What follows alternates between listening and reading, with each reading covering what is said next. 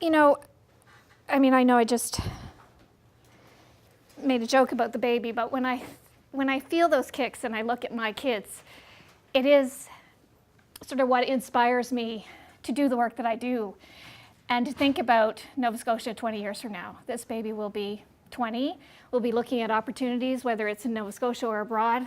I probably hope that they stay here for a little while after they're 20, maybe not in my house, but in the province would be nice. So it is a nice reminder, but it is one that also, you know, gives me some concern about the path that we're currently on. And so I think we will be inspired by some of what we will hear, but we will also be a little depressed, and I hope inspired in a different way to make some changes, because some of what you will hear will be why, you know, the path that we were on is not the right path and we need to be veering onto a different one. And we all have work to do in this province to ensure that we get on that right path. And for us at CCPA, that is about living in a society that has social and economic justice and environmental sustainability. And we certainly are not there in this province, but we can certainly start working towards that. These are doable things that we can tackle. And I hope that what we'll hear this weekend will help us get on the right path.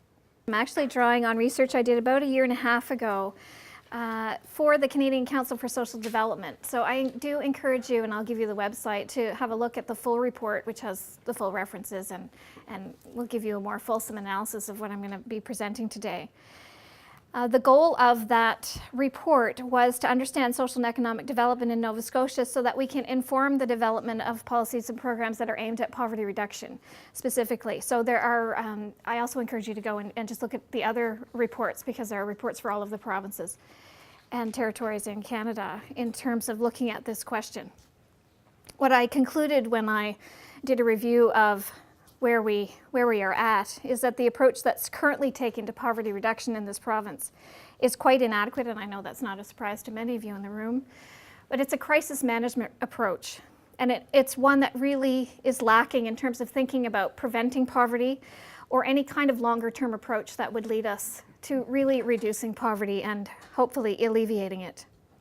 What struck me also when I was doing this research, aside from the fact that there isn't all that much research on these questions in Nova Scotia, was the divisions and disparities in this province.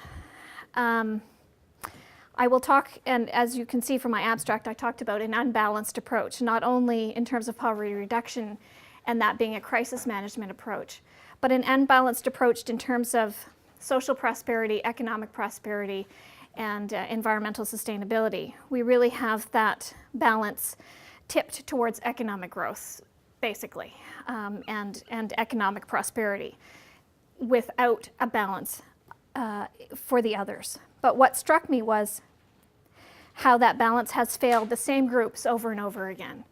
And we're starting to hear this again and again through our research, whether that's the homelessness report card or other research that is going on in the community, that there are certain groups among us who are persistently caught in that poverty cycle. And some of these groups include Aboriginal people, people with disabilities, African Nova Scotians, and women, especially single mothers. The other group that certainly struggles to make ends meet in our province are newcomers, that's immigrants and refugees among us. On the other hand, of course, what is striking about this approach is the same groups keep benefiting from it. The top earners, those who benefit the most from income tax cuts. The average worker in this province is certainly not benefiting, and we will be hearing more about that in the second presentation with Matthew and Larry. While I focus on poverty, I'm not suggesting that the problem is something about the poor, right? This is actually a problem about inequality.